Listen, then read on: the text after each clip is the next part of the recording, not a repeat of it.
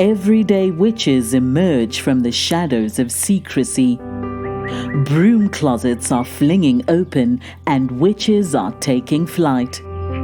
Whether you are hiding in your cozy closet or flying with pride, stay for a spell as Witchcasting with Theodora Pendragon and her guests share magical moments, stir the cauldron, and debunk misinformation and misconceptions about paganism, witches, and our wonderful world of magic.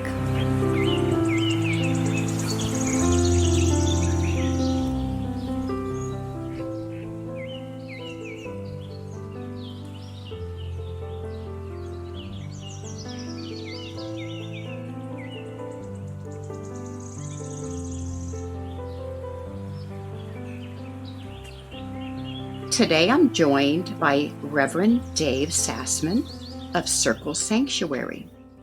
He's also a veteran of the United States Air Force. Welcome and thank you for joining me today, Dave. Well, thank you very much. I look forward to our conversation. Tell us what you do at Circle Sanctuary. There are more than 30 of us who are ordained Circle Sanctuary ministers.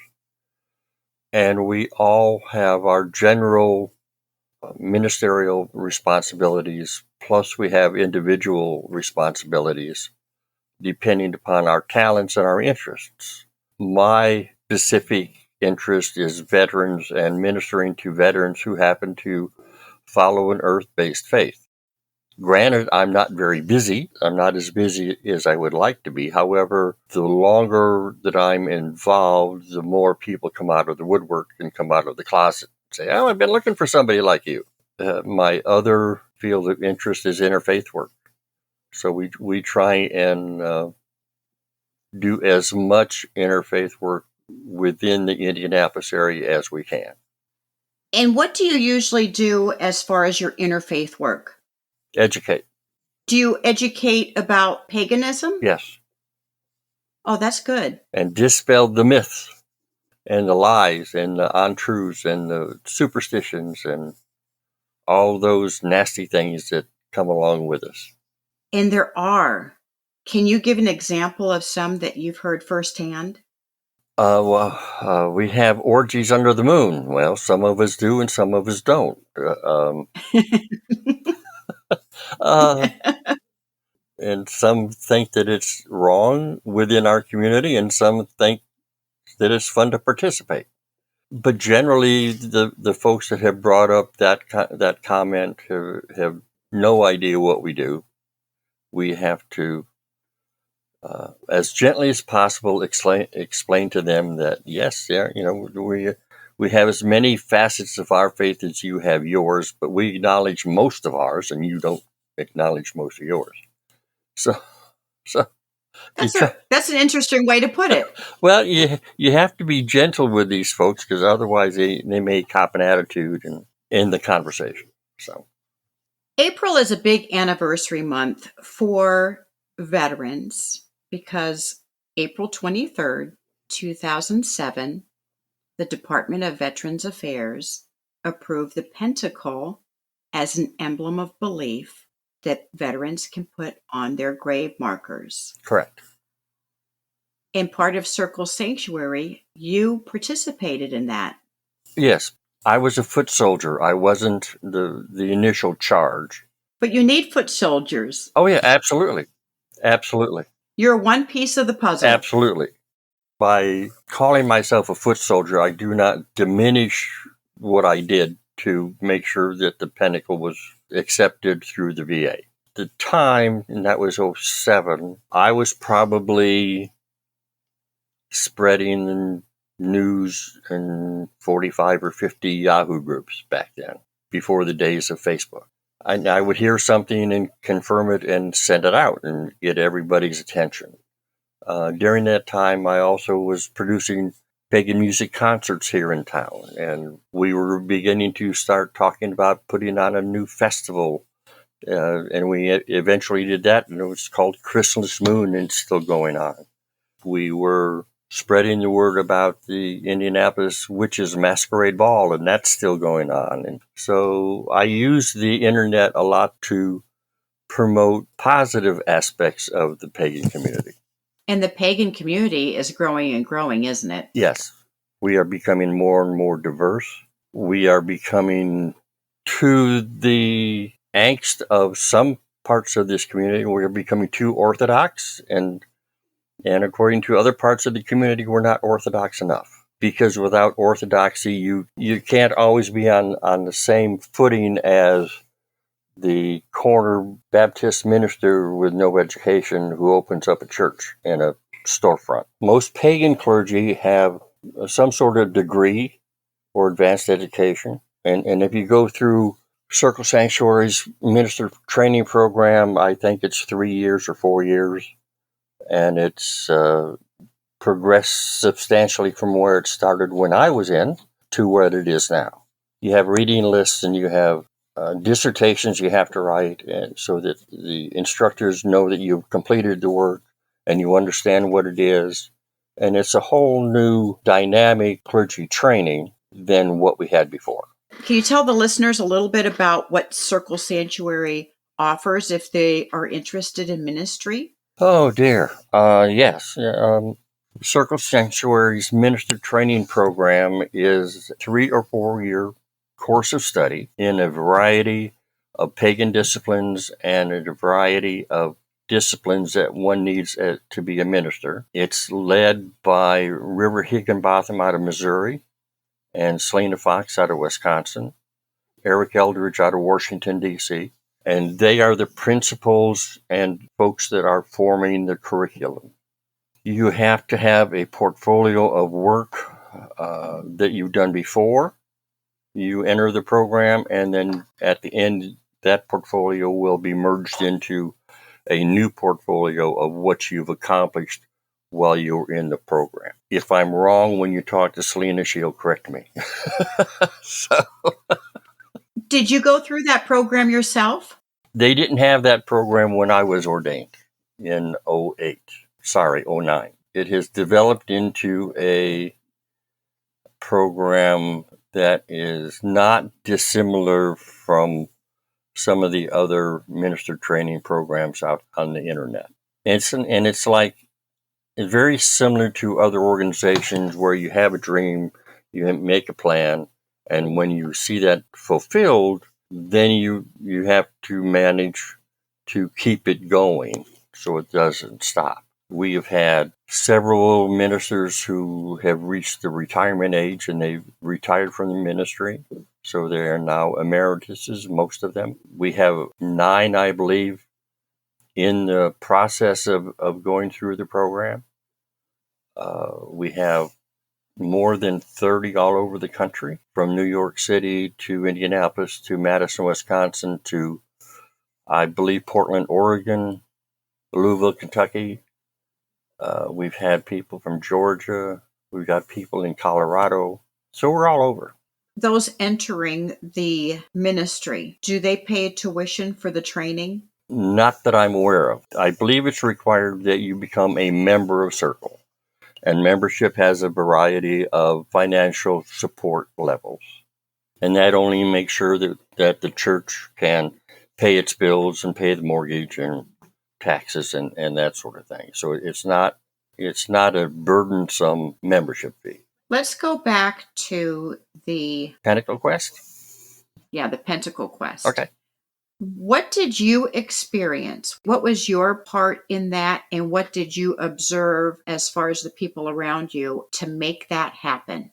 Well, I got into the Pentacle Quest a little late, but my part was to spread the word to the Yahoo groups that I was a member of so that the people who saw those posts could contact their senators and congresspeople and the VA, if they were so open to that, to request that the Pentacle be allowed to be put on headstones. I don't know how much influence I had, but there were 35 to 55 people that acknowledged the requests and told me what they hoped to do. I don't know if they actually fulfilled those hopes, 45 or 50 people got involved, I think, with the Pentacle Quest that may not have been able to or were aware of it. The quest took about 10 years. Why do you think it took so long? The Bush administration, Rumsfeld was one of the fellows that didn't want to approve it. George Bush thought we weren't sincere in our faith. My understanding, and when you talk to Selena, she can correct both of us, but my understanding is COG was working toward it and Roberta Stewart got frustrated. Can you explain what COG is? COG is a covenant of the goddess. They're based out of California. They too are a Wiccan church. It is not an interfaith group. It is a witch group. My understanding is that if you want to become a member of COG, Covenant of the Goddess, you have to be a witch, which is okay. They've been around for a lot of years. They do a lot of good work. Unfortunately, they're mainly focused on the West Coast. They've had 2 of their events in the Midwest, but one was in the early 90s and the other one was in the early 2000s. And they don't come back to the Midwest often. And they were also involved with this quest. Yes. There were, I believe, Aquarian Tabernacle Church out of Seattle, or Index Washington was involved, Circle was involved, a few other groups were involved. Selena and Circle had approached the VA at one point, and they kind of laughed at her and said, no, go away, little lady. We have lawyers bigger than you and more money. And when she returned with Roberta, who was a family member of a soldier who died in Afghanistan, Operation Desert Storm, I think. And that was Roberta Stewart. Correct. Now you have a family member who wants the same thing that this little lady from Wisconsin wants. And the family member has a little bit more weight than this pagan priestess, according to some folks. Why did she carry more weight? Because she was a family member who requested the symbol, as opposed to a church without anybody of substance coming in and saying, I think we should have this symbol on your headstone. Oh, it's because it was a military family member who said, I want this on my husband's tombstone. Correct. But she even had a long fight. She had a long fight. But we were able to, with the help of Citizens United for Separation of Church and State and Reverend Barry Lynn, though Circle, COG, and Citizens United were able to put enough pressure and have enough attorneys available to make the correct arguments that the VA finally succumbed to all the pressure and allowed the Pentacle to be put on headstones in April 2007. Do you remember that day? Oh, yes. Yes, I do. What was that day like for you? It was a typical day until the phone rang. And Selena called me up and she said, Pentacle Quest, we succeeded. I said, all right, what are we going to do next? But it was a joyful day for the pagan community to be able to acknowledge that our veterans who happen to be pagans can now be honored with the same symbol that they carried or wore around their neck for the service that they gave us. It's quite a victory. Absolutely. Absolutely. And since then, we've gotten the hammer for our heathen friends. We've gotten the awen for our druid friends, and we're working on a few others to be included in the headstone program. So the Wiccans paved the way for the pagans. Yep. What happened after the Pentacle Quest victory? Oh, dear. Well, afterwards, Selena and I covered the country. She did more than I did, handing out medals to those who participated in the quest. And it was a red, white, and blue ribbon with a pentacle dangling from the bottom. And you called that? Pentacle Quest Victory Medal. And who received that medal? Everybody that came up and said, I wrote a letter, I made a phone call, received one. Because there was no way that we could substantiate that. And who's going to lie about that? So we handed out probably 700 or so, maybe.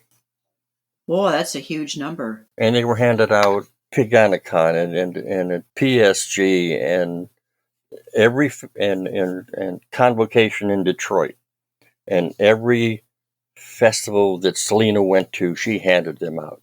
Every festival I went to, I handed them out. There were other Circle Sanctuary ministers who went to different festivals in their area, and they handed them out. And it took probably 2.5, 3 years for us to say, okay, we've gotten everybody a medal that deserves a medal. Now what? That was for the people that were in the Pentacle Quest. What can we do for the pagans to come after that, who weren't in the Pentacle Quest, but we still want to acknowledge their faith and their sacrifice for the pagan community? In 2010, late 2009, Selena and I started talking about what we could do for the active duty and the veterans who came in after the Pentacle Quest. And we, through much trial and error and much discussion, came up with the Pagan Military Service Ribbon, which is a metal ribbon similar to a military ribbon, but it's cloisonné, so it's not fabric. It's red, white, and blue with a gold acorn in the center. And we hand those out in a variety of ways at festivals and in person, and occasionally on one of Selena's podcasts, she will have a presentation of the PMSRs to those folks who have contacted Circle beforehand and call in. And then after the podcast, Circle Sanctuary's office will have all the information on hand and mail out the PMSRs to everybody. And one time, it was really interesting. We received a phone call, and it was Ray Buckland, and he was an RAF team member. I don't remember if he was a pilot, but he was an RAF team member in World War II. And so it was a pleasure to honor him with the PMSR, and that is now in the Buckland Museum in Cleveland. When Selena is coming to your neighborhood, and you can get 2 or 3 or 4 veterans together, let her know, and she will bring up enough PMSRs to hand out to everybody that's there, within reason. If you have 1,000, we'll have to send them out. So, does she have many on stock, or does she have a manufacturer that she orders from? We buy in bulk. I believe we've handed out probably 700 to 900, I think. Tell us what PMSR stands for. Oh, I'm sorry. Pagan Military Service Ribbon. And if you go to the Circle Sanctuary homepage, circlesanctuary.org, and go to what we do, and then you go click down to Military Ministries, there's a write-up on not only the PMSR, but also on Pentacle Quest that you can read or download, and it will tell you how you can get one. You also do another thing. You do the Warrior Blessing Ritual. What is that? It is a point of pride for me. It was originated, I believe, about 2003 or 4 at PSG, or Pagan Spirit Gathering. Ren Walker and Dr. John were the folks that started it, and they were out of, I believe, Baraboo, Wisconsin. In 2007, the Pentacle Quest, we had the big celebration of the success. And in 2008, they decided to step back. I was blessed and horrified by the fact that they invited me to take it over, because I had not done a ritual on a national stage before. Were you nervous? Oh, absolutely. Absolutely. I think anybody would be. But you're seasoned now. After 16 years, yes. So you're not nervous anymore. Oh, no, I still get nervous. Because I change it up every year. I change out the readings every year. I change out music every year. Last year I did I did somebody else's ritual because I liked it and it was appropriate. But there are very few warrior blessing rituals within the pagan community that I'm aware of. There's only like 3 people that are doing it. One is completely different than mine, and that's the one I used last year. And the other fellow that's doing them is using one of my rituals because he wrote me 10 years ago and asked if he could do it, and I sent him a copy, and he's still doing it, which is flattering. That is flattering. Well, besides him, I've sent my ritual out to about 200 people all over the country. Some did it one time, and one guy is still doing it. And he asks for updates occasionally, so I send him new poems and new readings and new music. And if he chooses to use it, he does. I don't know. I don't follow up on it. The warrior blessing is a blessing of honor, healing, compassion, and remembrance. Who is this blessing for?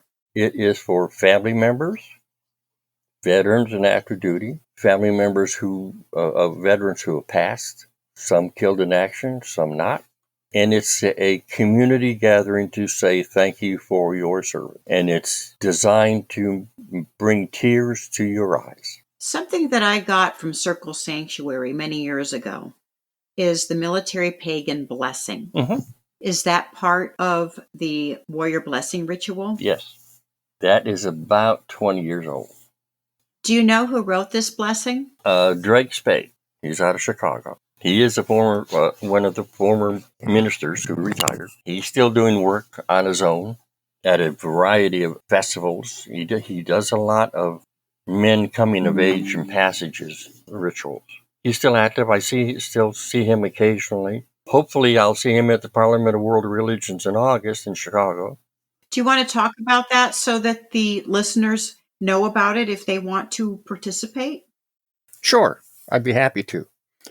The Parliament started in 1893 in Chicago, and 100 years later, in 1993 in Chicago, they re-established the organization and the meetings.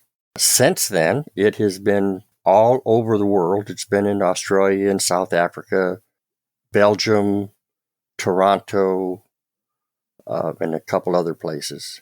This year, it's going to be back in Chicago for the 130th celebration of the organization and its purpose.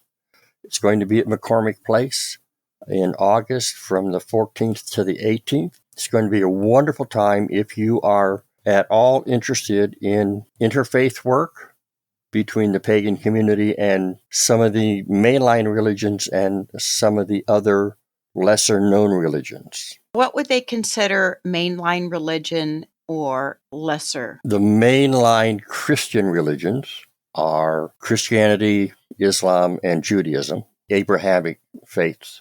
The other mainline religions are Hinduism, Buddhism, and those folks who practice those faiths. The minor religions are Jainism, Wicca, Asatru, just to name a few of them. And what do they do at this? Is it a convention? Yes, it's a convention, and they have specific topics that they talk about in the planetary sessions. The main topic is defending freedom and human rights, and a call of consciousness for this year's convention. And it's going to, I don't know how many workshops there's going to be and planetary sessions, but there's going to be a bunch. It's good for the folks in the pagan community to get involved in this interfaith work because we have to be connected with other folks and we have to know what we're talking about. Is there a cost to attend this convention? Yes, there is, but there's always a discount code available. If you go to the Parliament of World Religions website, or you call them, they can give you a code so that when you register, there's a discount. Their website is #2023 POWR, and their phone number is area code 312-629-2990.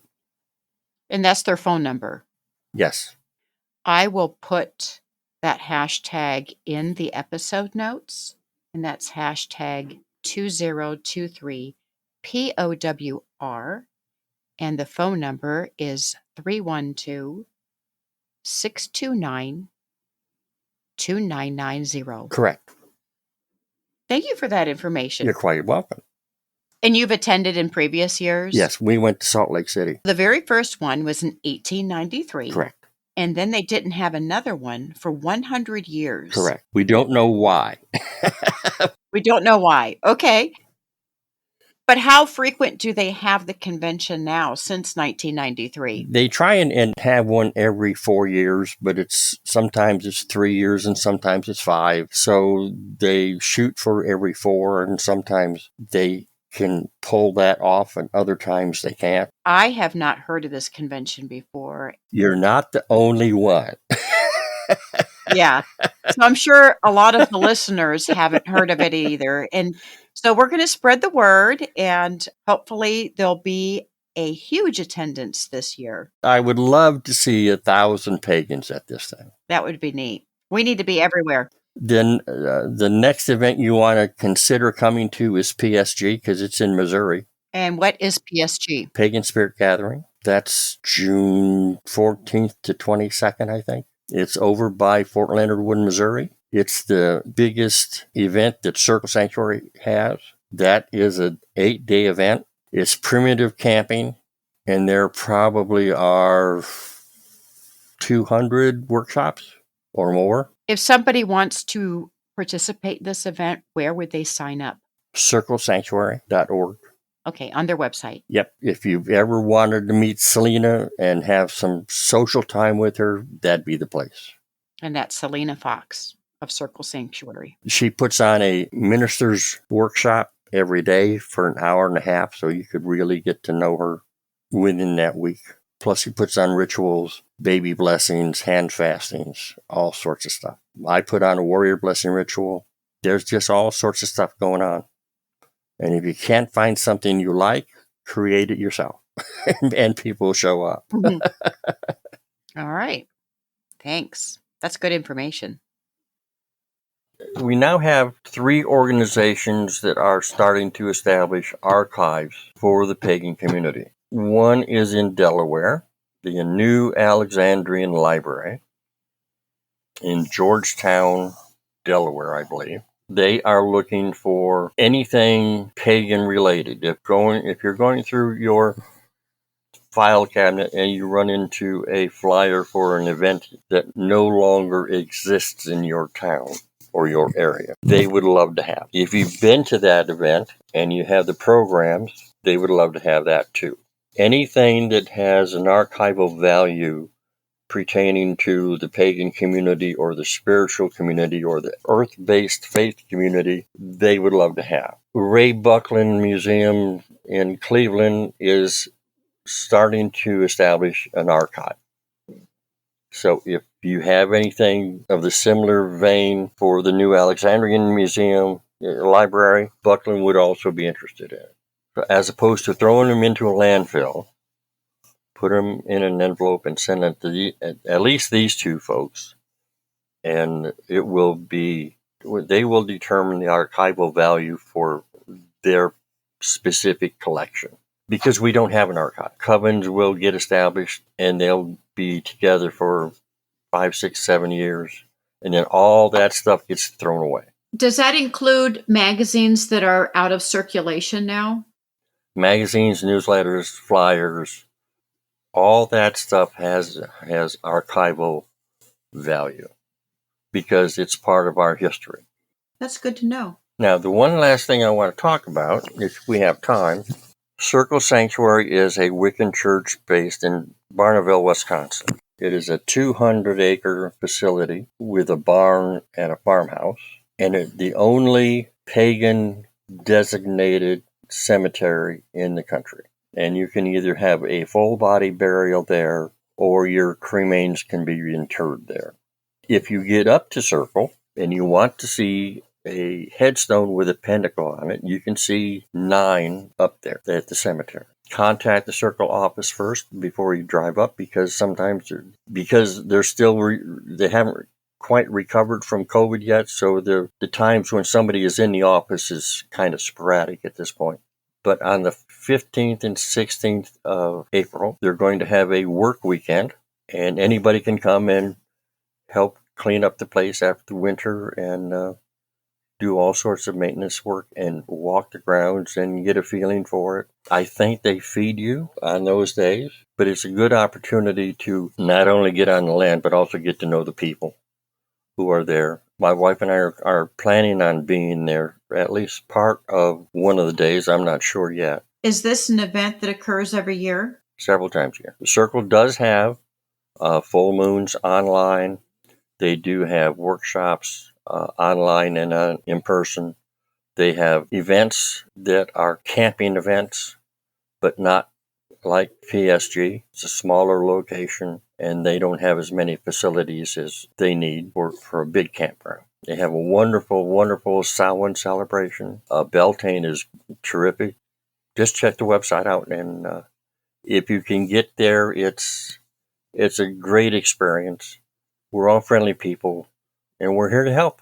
Well, thank you, Reverend Dave Sassman, for being a guest on the show. This has been very educational, and I hope the listeners have taken notes. And if they haven't, I will put all this information as far as Circle Sanctuary and the Warrior Blessing Ritual information in the episode notes.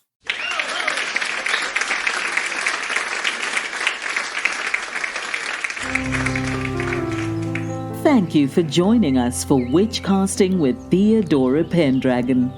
Have a burning question or have a topic you'd love Theodora and her guests to discuss on the show?